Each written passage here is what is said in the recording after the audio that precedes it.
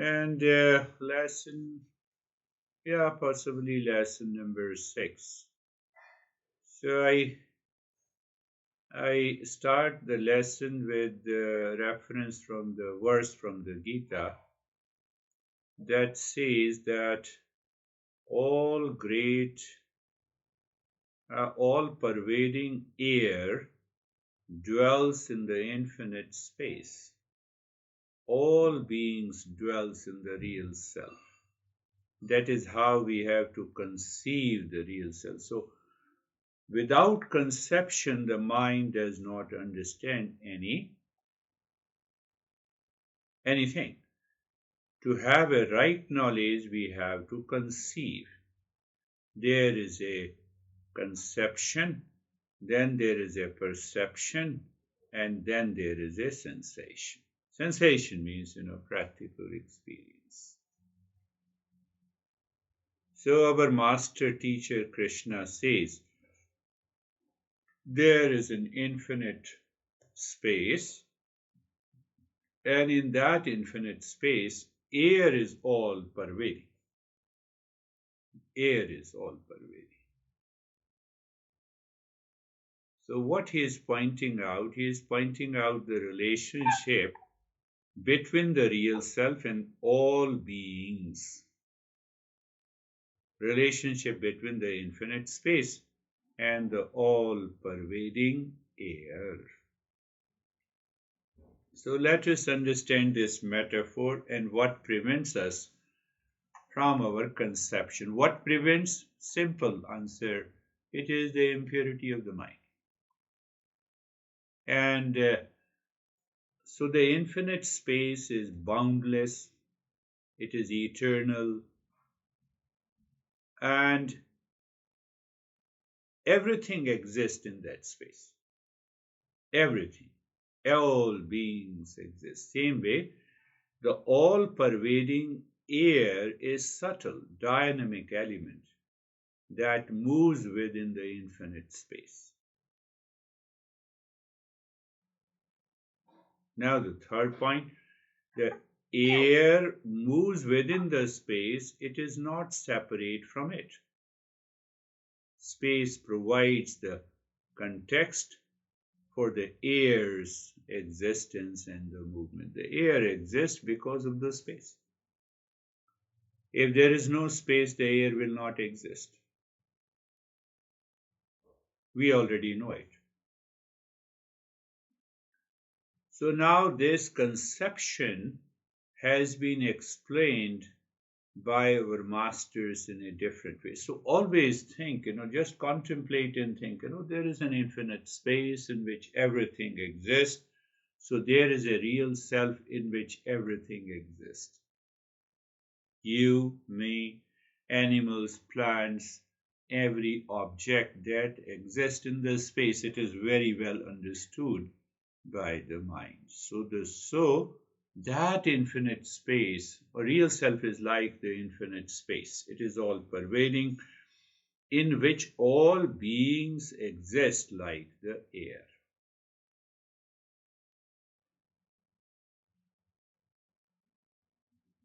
It is like the fish in the ocean.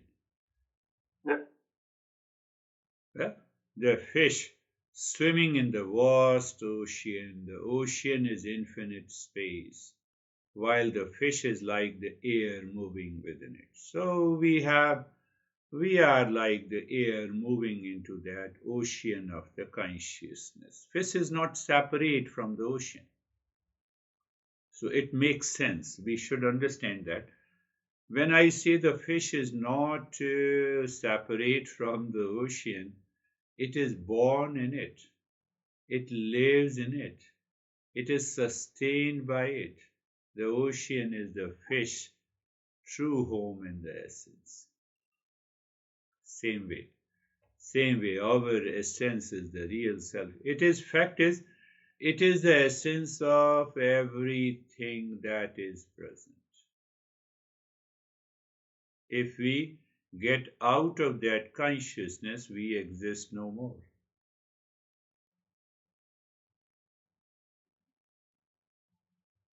When someone dies, and person, that dead person comes to the home, we see that body has come. We don't say a person has come. But when the live person enters, oh, that person has come. We never say that body has come.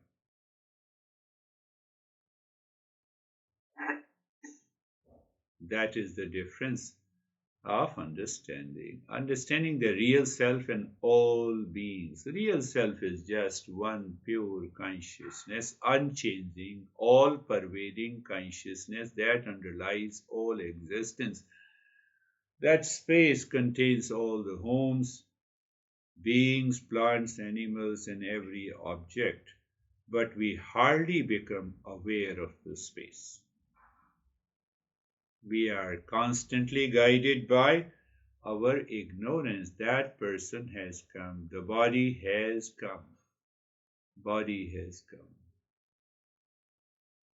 So why the Master Krishna gives this reference? He says that what is hidden and still present in front of you, why you are not aware of that? It appears as if the space is hidden, but the space is not hidden. But because of the ignorance, I hide the space and I say, this is my house. This is my room.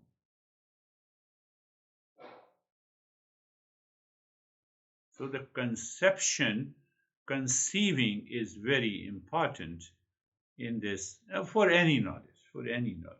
Conception is very important. So Eastern wisdom gives you those examples that, oh, let us conceive like this.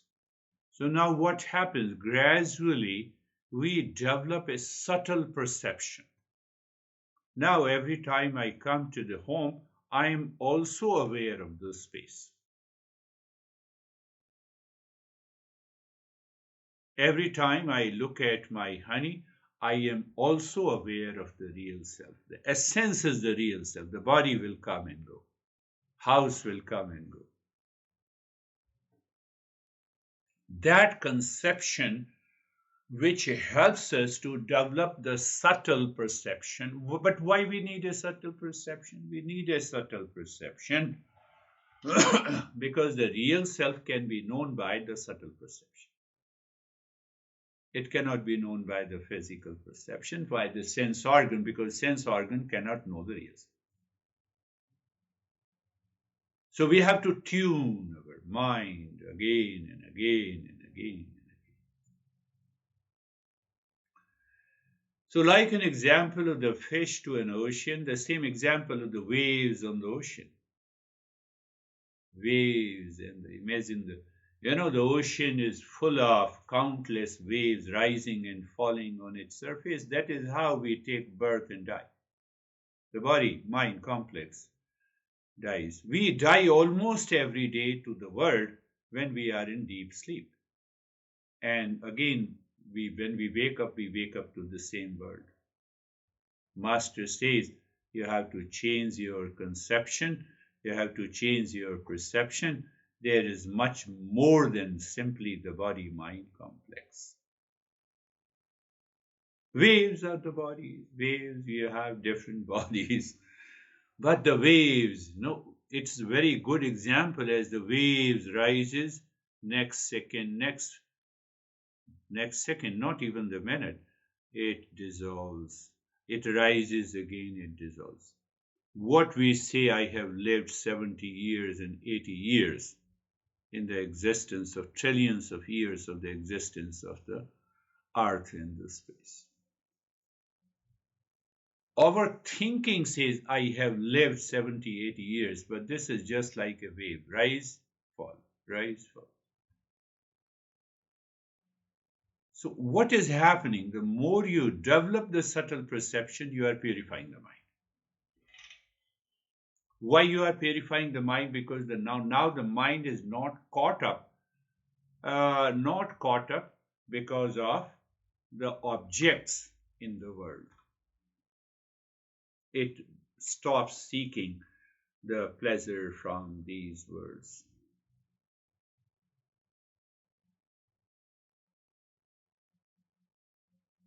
Same wave, same wave. There are many waves. Each wave appears separate and distinct. Each wave has its different shape and the size. However, at the essence, all waves are nothing but the water. Same way, all people, all beings are nothing but the real self. That is the kind of conception we have to start with. From the conception, we go to the perception, and from the perception, we have a daily experience of the real self.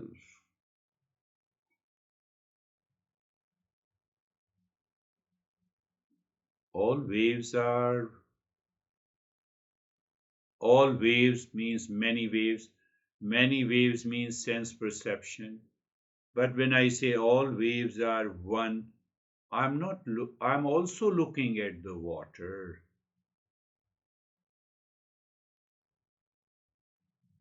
All homes are one. I'm also looking at the space.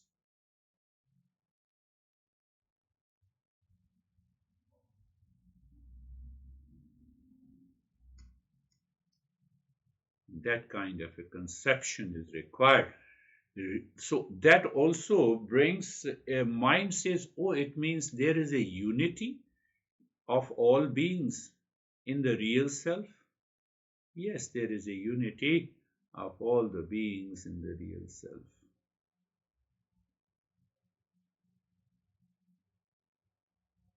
Now, you see how we purify the mind. To understand our true nature, we must look beyond the name and the form.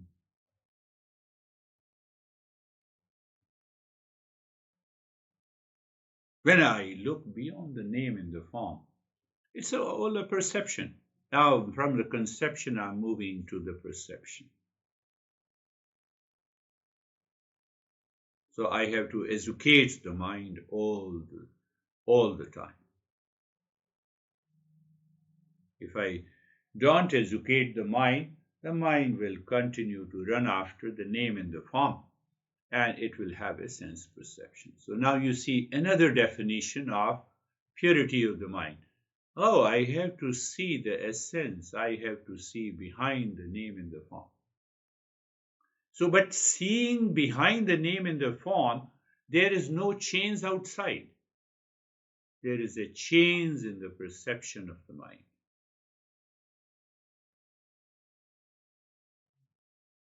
House, space. Waves, water.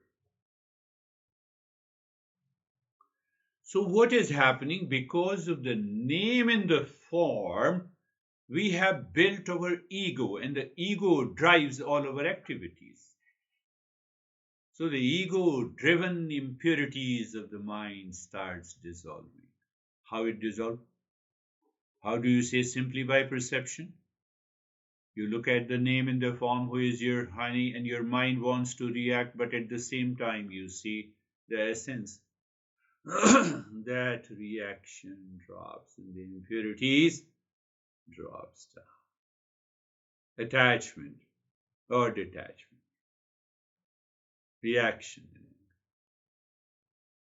they drop. That is the beauty of understanding the conception and the perception. So fish to an ocean, waves to an ocean.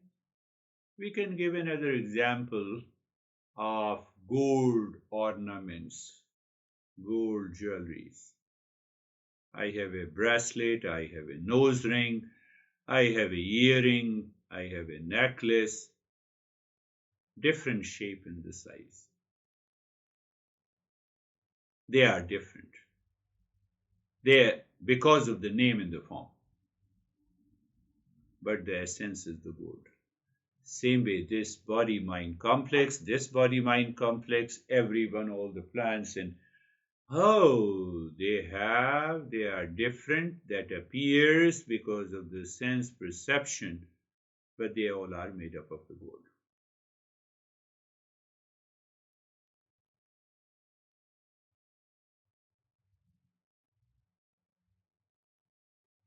constant educating the mind. The moment you have an attachment and you see the essence behind it, how do you see just by knowledge, just by an awareness? You need not to change anything.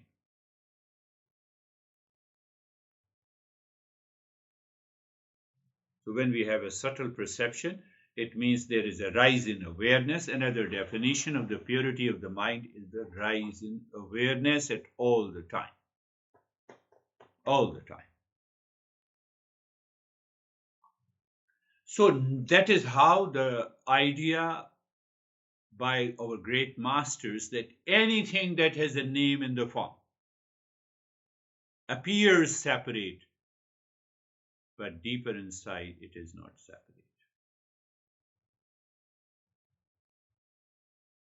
We will talk in detail. So it means there are two I's. One I, name in the form through the sense perception, ego, real I, beyond the name in the form. Beyond the name in the form. Beyond the name in the form. It is already present here and now. It is not going anywhere. It has not gone anywhere. But because the veil of ignorance is there in the mind, why the veil of ignorance is there? Because of the false I. What the false I? False I lives with the body-mind complex, so it has to work through the perception of the name and the form. That is the profound truth.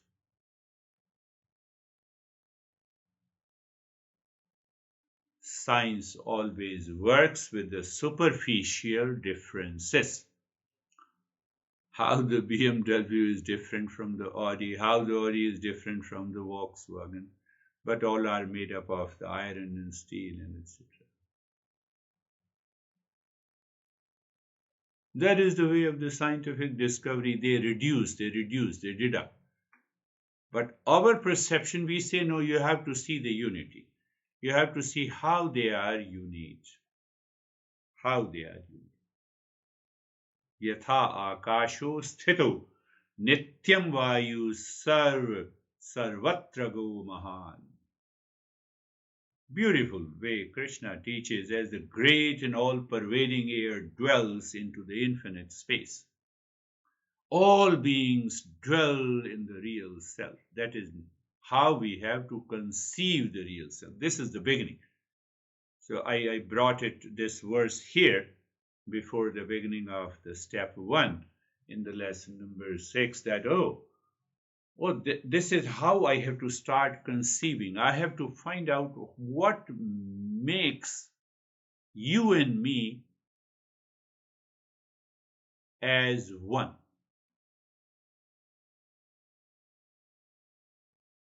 So when the mind starts looking behind the skin, it says, oh, it is all matter. Little deeper, the same air flows. Oh, it is the same air flows. Oh, little behind, the same mind is there. Little behind, the same intellect is there. Little behind. Oh, it is the ego is creating a barrier. Ego is a false I, is holding it. And that is how we say these are the impurities of the mind. If you do not get off the impurities of the mind, we cannot find that real self. What a beautiful way Krishna teaches.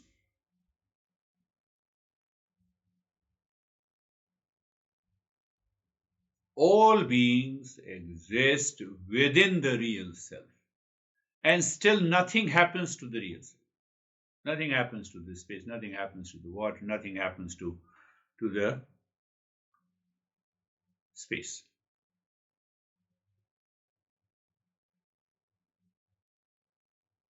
But still, something has happened. It is veiled by the impurities of the mind.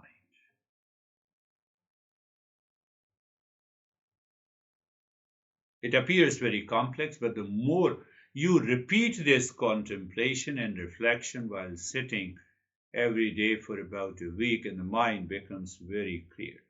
Then your mind wants, when it looks at the name in the form, the mind also wants to see what is the essence, what is the behind. And then our conception settles into the mind and intellect. Our true nature is the real self, all pervading and infinite. All beings are essentially the same, as they all dwell within the real self. The impure mind creates a false sense of perception and separation and the limitation. More and more, more and more, more and more. You contemplate and you contemplate, and then you reflect.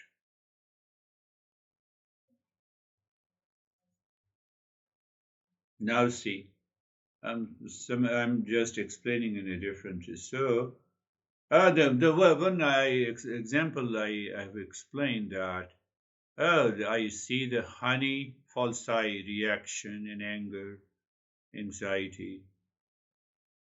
Now the other eye, there is a unity of perception. Simultaneously, it starts dissolving that. Oh, let us hold back. Where is the fun of reacting? That is the way he or she works. Let me see the unity. That is what the point of reflection is. So the moment I see that internally, my reaction drops, my anger drops, my duality drops. If it drops, I am on the right path. Oh, with all those thoughts and feeling and emotions and attachment, which was clouded, my perception has dropped. I have yet to realize the real self, but now I understand. Now I understand they are the impurities. Oh, they just dissolve. Like the dusting on the mirror, we just wash it and the mirror is the same.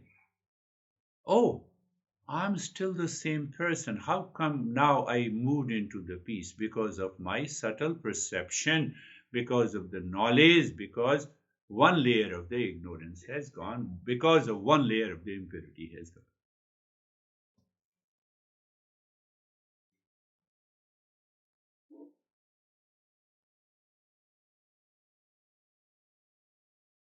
That is why I bring. So you will also understand the arrangement of this book, the way I developed this book.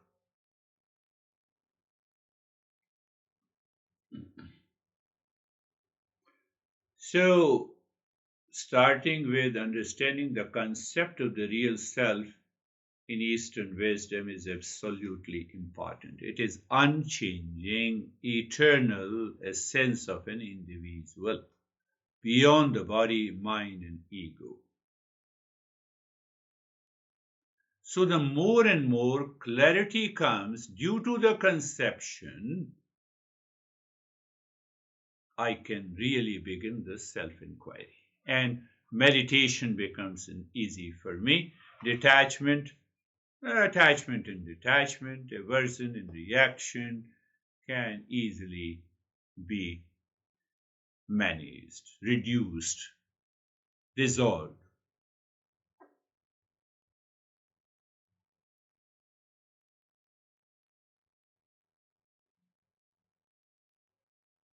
There is another message in this verse. My master used to say that no doubt we are talking of the real self at the individual level. It is the same as the supreme self at the universal level.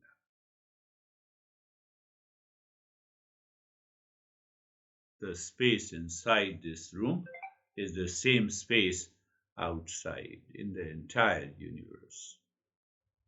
So we are moving towards that unity. We are looking for the very essence. What is that essence? So by the conception, we are educating the mind so that we can further do the self-inquiry, we can further practice, and ultimately we can discover that real self. The impure mind is the root cause of all the suffering, and the veil obscures our true nature. Now, how can, logically, I say how the space is veiled by this house, this room? When I see the room, I'm not aware of the space. That is the veiling. I'm just not aware. There is no simultaneous awareness. And because of the absence of the simultaneous awareness, I miss the point. So, first thing, I'm not aware of that space. I'm not aware of that essence in a person who is in front of me. And that now the false I starts participating, good, bad, high, low reaction, anger, anxiety, everything enters into the mind.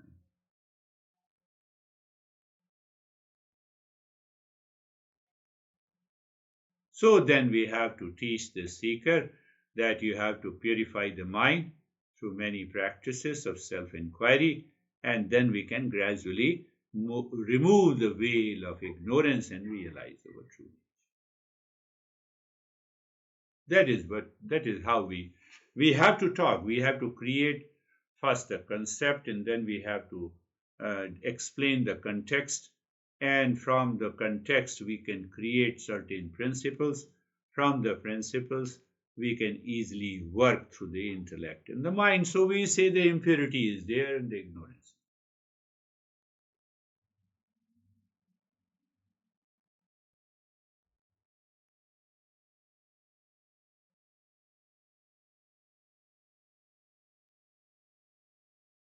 Beautiful concept of the self inquiry. That is why we talk of the self inquiry, we talk of attachment and detachment, we talk of hesitation in the stress, we talk of delusion, we talk of pride, we talk of jealousy. We talk of, according to Patanjali, we talk of avidya, means ignorance, that creates ego. Ego takes place because of raga and dvesha, attachment and detachment. All the four contributes, and we keep sitting in the body. Sitting in the body means I have a false I have a perception of the false I as the real one.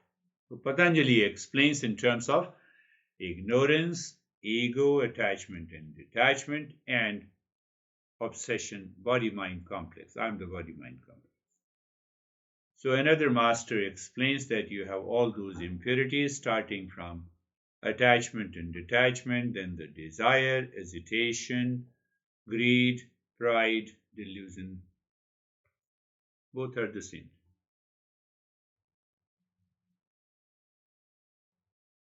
Explanations are different, but both are the same.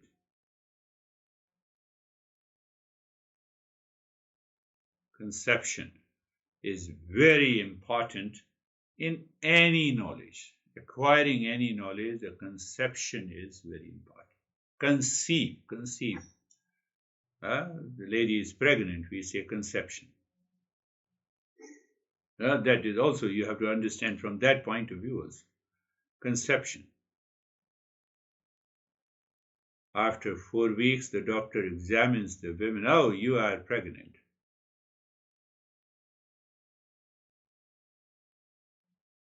So here the knowledge is conception, seed of the conception is placed in my intellect. Conception.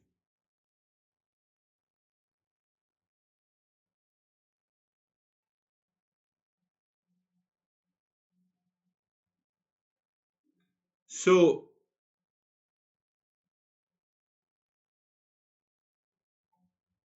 once that conception is clear, then I recognize still I'm not able to see and realize, even though I have a faint perception. So the principle comes, there is an impurity of the mind that is causing the suffering and the limitation.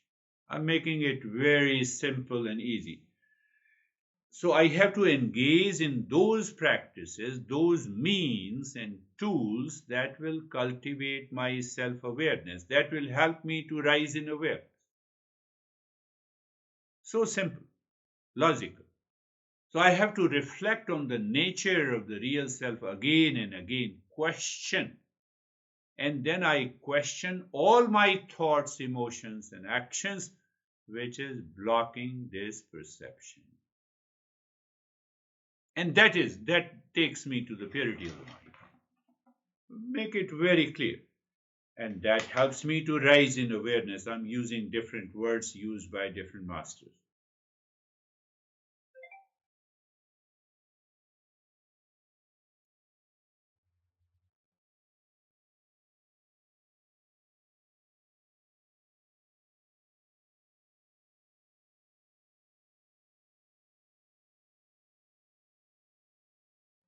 You see a guy who does not know anything about the real self. He has a lot of stress and anxiety, duality, and a conflict. Now, the first time he was told that you are real self of the nature of peace, happiness, love, truth, and wisdom. And if he continues to ask the question, there is a self inquiry. How can you say that? And then we explain the way that one is the oh, how many times you have an anxiety today, since morning? Oh, so when you were in deep sleep, was there an anxiety? No. Yesterday, did you have the anxiety? No. Day before yesterday? No. So it means you have two different states. You have a state of the calmness, you have a state of anxiety, you have a state of reaction, you have a state of peace. Yes. Do you realize that? Yes, I realize that. So is it possible to live into that state of calmness and peace? So what is preventing you? You see how we explore the impurities of the mind. What prevents you? Oh, my honey prevents me. You see how those concepts were developed. Okay, your honey. So it means the situation outside, the person outside, the relationship outside, the events outside is causing the problem to you. But does it cause the problem during deep sleep? No. Does it create a problem all the time if you don't have a thought of attachment, reaction, and anxiety against that person? No. Oh. So if I stop focusing on the person, situation, relationship outside, can that calmness come? Yes. Oh, so that is how we say this is the impurity of the mind. This is just needs more understanding, more clarity, and more contemplation and reflection. Nothing else is required.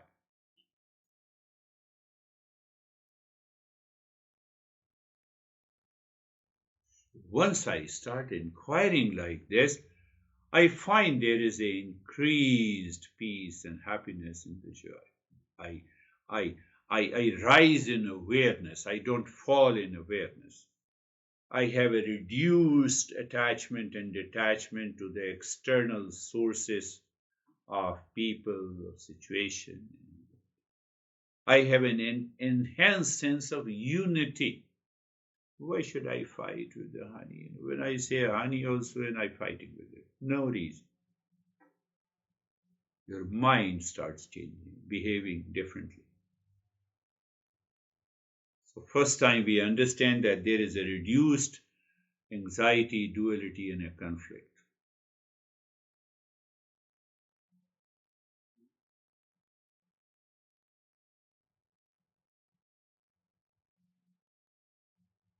So I linked this verse with the impurity of the mind, the waves to an ocean. Okay, waves to an ocean, but waves, I have overemphasis on the waves, on the situation and object. So the impurity of the mind. Impurity and the ignorance.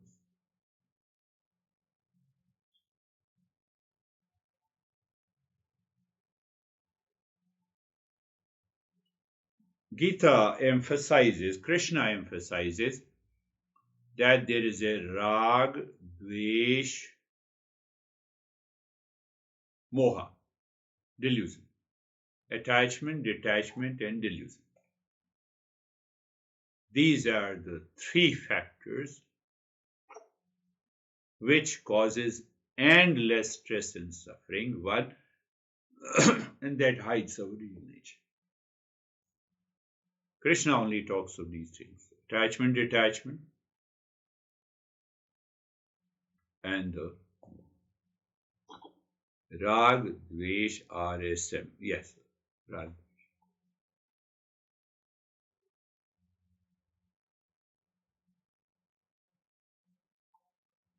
Take another way.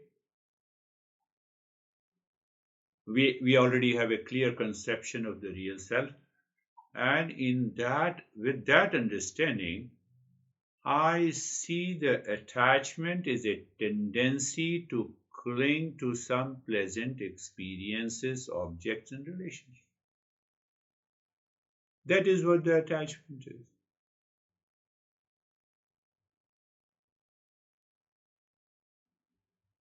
So when I'm repeatedly attached with that object, person, and the relationship, that repetition of my experiences creates a delusion, and I have a deluded thought that this thing will bring peace and happiness in my life.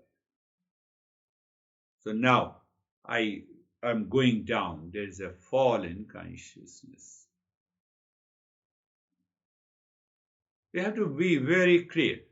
This attachment creates a false sense of separation between the self and the object outside, between self, real self, and the world outside. False sense of separation. I have to listen to it again. False sense of separation from that person and me. Why there is a separation? Either I like that person or dislike that person. Liking that person because of the pleasant experiences, disliking that person because of unpleasant experiences.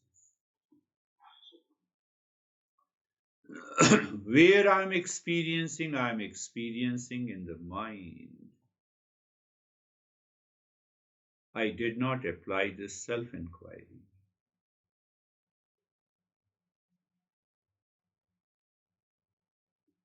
Lack of self-inquiry. So first is the attachment. Detachment means aversion, mind's tendency to resist or avoid unpleasant experiences, object, or people. Simple way, according to the Gita. So when we harbor detachment or a reaction, we create again a sense of separation between ourselves and the object outside. As if the one wave is separating from the other, but I'm not able to see. I fail to see that both are water.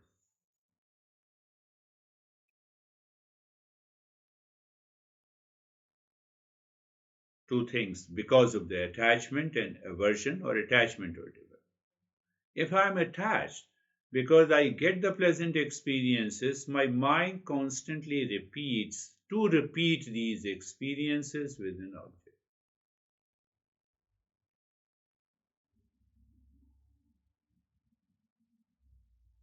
See that. And the same thing happens with detachment. Because in the detachment, the mind lives in an agitated state of anger, anxiety, duality, and a conflict. In the previous, in case of attachment, it is also agitated because it is obsessed. It is constantly seeking the pleasure outside. And in the detachment also, it is also.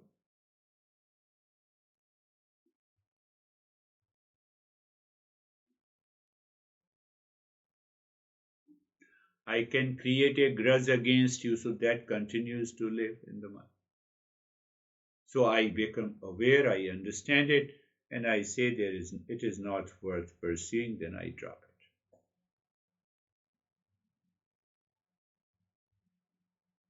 If I'm not able to drop, obviously, we have to do practices of meditation.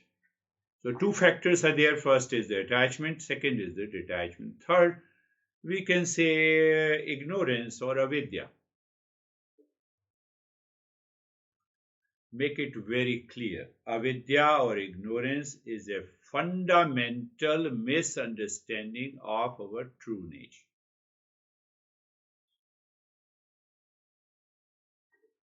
Fundamental misunderstanding. Due to this avidya, so due to this fundamental ignorance, I identify myself with the body, mind, ego, believing it to be myself. So just make it very clear. Ignorance means a fundamental misunderstanding since our birth until now. Same result. What is the result?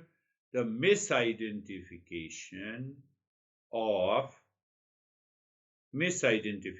leads to a sense of separation, fear, never-ending pursuit.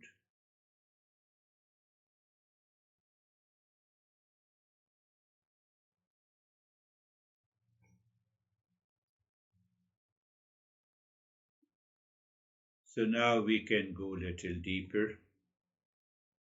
What are the 6 impurities of the mind? The first impurity of the mind is a desire.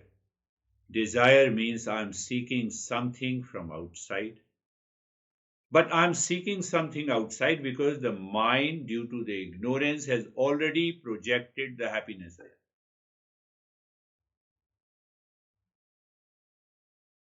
I remember something very interesting. It may be a deviation, but it pertains here. What is the score 1 divided by 10.1? 1, number 1 divided by 10. And 0.1. Yeah, 0.1. And 1 divided by 20.5. 1 divided by 100.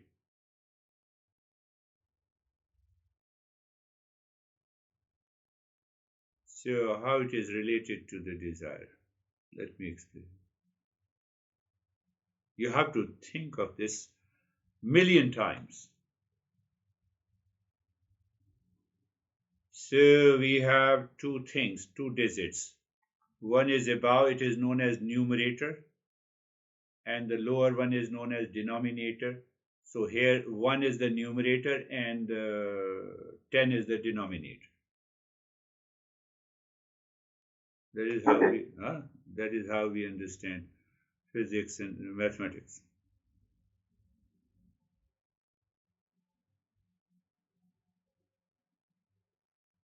Our pleasure is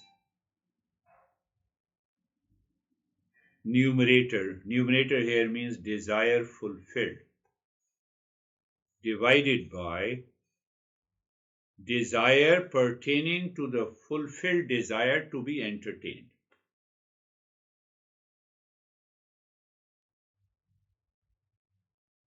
No, one more time. Very easy to understand. You built a house, one desire is fulfilled. Yeah. So how many desire pertaining to the house is still to be entertained? Oh, I have to put the light here. Yes, of course, it's millions. It's never end. You got it. Bathroom, I have to put it. Oh, the water has started coming. I have to call plumber. I have not put the light here. I have to put the connection here. One desire is fulfilled. How many desires pertaining to the same fulfilled desire needs to be entertained? Never ending. Never ended. Did I experience happiness by fulfilling one desire? Oh, she is so good. Dating and desire fulfilled now. And after that, After that, desire to be entertained. I should have a son. So one desire is fulfilled, divided by my son should be well behaved. My son should be intelligent. My son should be able to go to the right school. My son should not harm anyone. My son should not take the drugs. My son, and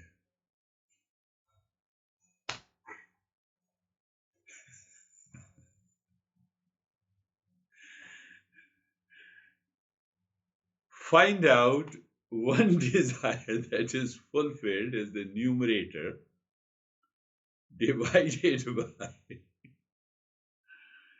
divided by minimum. You have hundreds of desire pertaining to the fulfilled desire to be entertained.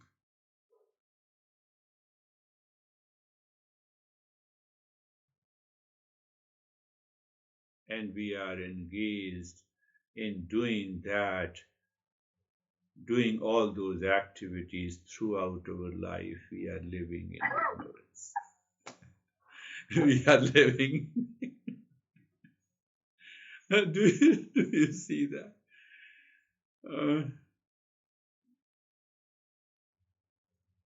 So once we have understood, so I have to understand clearly, I have to become aware, I have fulfilled this desire, what after that? And you will discover there are hundreds of desires to be entertained if I have fulfilled one desire. That is why the master says there are 6 enemies, there are 6 impurities of the mind. Now it is explaining the after effects. What is the after effect? First is the desire, fulfilled. Repeat desire, so I'll have a greed.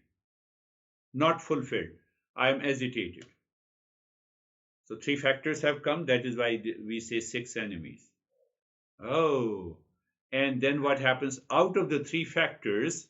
Now if my desire, I'm able to entertain the sub-desires, it creates a kind of a delusion. Oh no, I have a son now, let me think of putting into a good school. Let me talk to the teacher. My son has created some problem in the school. Now I'm scared if the principal will delete the name of my son from the school. That is the only best school. Delusion. Delusion. I start a business, I'm not getting a profit. I'm starting a business, I got more profit, I get more money. My goodness. Delusion. 4 factors: desire, fulfilled, greed, repetition, obsession, craving. Desire not fulfilled, anxiety, reaction, hesitation. I have to do this work in this way. So 3 factors results into delusion. That is the 4th one, moha. And once I have a moha, keeps on repeating. What happens? Keeps on repeating. I have a pride. Look at my son. Pride, ego, false I. False I is strengthened. So once a false I is strengthened, look at this. I have this car, neighbors doesn't have this car, the jealousy. So that is how these desire becomes the hesitation. Desire becomes, so now you see desire becomes the hesitation, 0.1. Desire becomes greed or obsession or craving. Now that level of peace and the calmness is disturbed, 0.5. This is how I explain the numerator. And it is not difficult to understand this. And then the same desire becomes the delusion. Maybe it is 0.00001 money factor. You know, here the one guy told me, no, we don't have money factor. He said, do you have interest? Yes. So how much interest? 5.6. It is the same as money factor. This is delusion. Are you making me fool? You see that, now desire, pride, false I, desire, jealousy, 0.00000001. One desire is fulfilled, momentary pleasure is there, but now that momentary pleasure has millions of issues. You give me any example, any desire that is fulfilled. Any desire. But here should come karma yoga. Yes, you rightly understood that karma yoga. Not only that, now you add what Patanjali says, the 5 suffering, klesha. So at a very subtler level, these 6 enemies are at a outer level. We understand by the numerator and denominator example. But now, no, I have to go further, deeper understanding. So bring Patanjali. He says avidya, ignorance.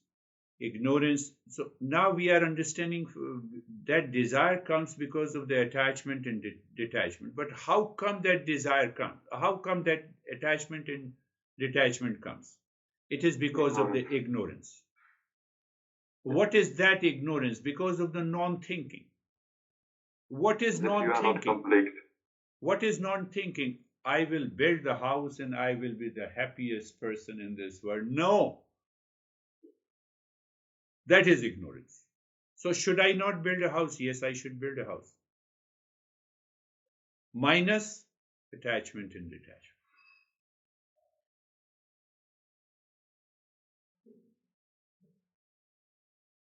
Anything that we do outside will have 1 million sub-desires to be entertained in order to continue the pleasure, but we don't know whether the pleasure will continue or not. In anything, in any situation, in any event, in anything, my friend. So that is why the Patanjali now goes deeper. It says ignorance, then it says attachment and detachment, and because of because of ignorance, he directly says ego, asmita, and because of that ego that wants to entertain. When the one desire is fulfilled, it wants to fulfill all the sub-desires, denominator. Ego says, okay, I will have this color of paint in this house and that color of paint in that house, and I will put like this. Pride also comes, what is known as, this is known as what? Powder room. Americans are crazy, So when you have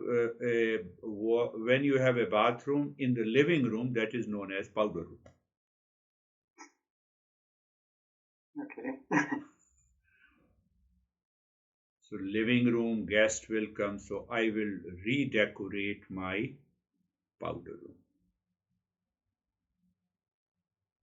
It should not be the same. Pride, avidya, ignorance, ego, attachment, and detachment. Now, these 4 factors, we have to understand it clearly. Because of these 4 factors in the mind, now this false I sits only in the body. It never wants to work with the real self. It is always sitting in the body. And that sitting in the body means the body-mind complex. It means the false I. It always thinks, speaks, and acts with reference to the body-mind complex. Oh, let us go to that restaurant. Why? Body-mind complex. Let us buy this car. Body-mind complex. There is a guy, Stephen, who is a wonderful guy. Very, very. Oh, you have already attended those sessions, when he shares the experiences. I always ask him to share the experiences first because he contemplates and reflects very minutely. So you see how this mind, false I sitting in the body works. Before the session, I went to the saloon, I was not feeling good.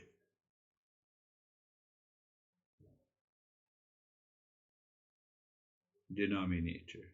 And then I reminded him, and then he started laughing. It catches you in millions of ways.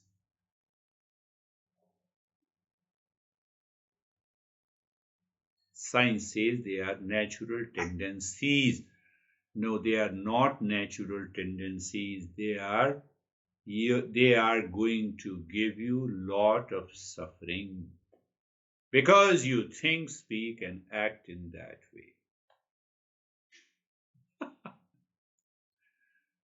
Think. Impurities of the mind and the real self. That is the block. Blockage is created by the ignorance. Either you say ignorance, ego, attachment, detachment, and abhinivesh, yearning desire to live. Yes, that another word that has come to my mind. It is worth understanding. It's a very important session today we had. What is that yearning desire to live? How I want to continue to live days after days, weeks after weeks. What is the factor? One desire fulfilled, many sub-desires to be entertained. Or tomorrow the plumber is coming. The day after tomorrow, I have a birthday. Day after that, you see, that creates a cycle, unending cycle of life.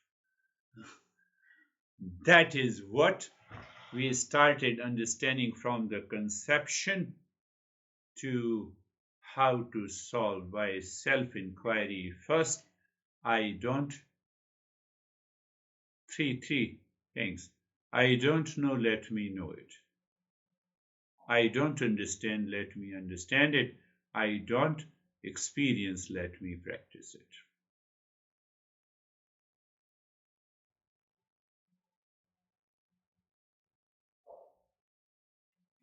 So you have to contemplate and think and clear your mind